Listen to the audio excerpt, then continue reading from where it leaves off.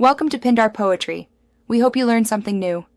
In this video, I will show how to change a Jeep Renegade key fob battery.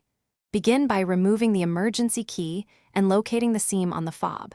Pry gently with a flathead screwdriver to separate the halves without forcing. Note the battery orientation and remove the old CR2032 carefully. Insert the new battery with the correct polarity, snap the fob closed, and test the buttons to confirm proper function. Start by taking out the emergency key to expose the access slot. Use a small flathead or plastic pry tool at the seam and twist gently to open the case. Work your way around to avoid cracking the plastic and keep the halves aligned.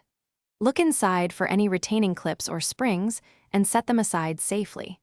Handling components carefully will make reassembly smoother and preserve your key fob's fit and function. If you are finding this video helpful, please like and subscribe for more car DIY tips and tricks. Quick recommendation. On another note, Darn Tough socks are insanely comfortable and come with a lifetime warranty, so your toes stay happy during every repair. I find them great for garage work and long drives alike. Check the description for the link and other deals. Now let's get back to the video. Observe the battery orientation and take a quick photo to use as a reference.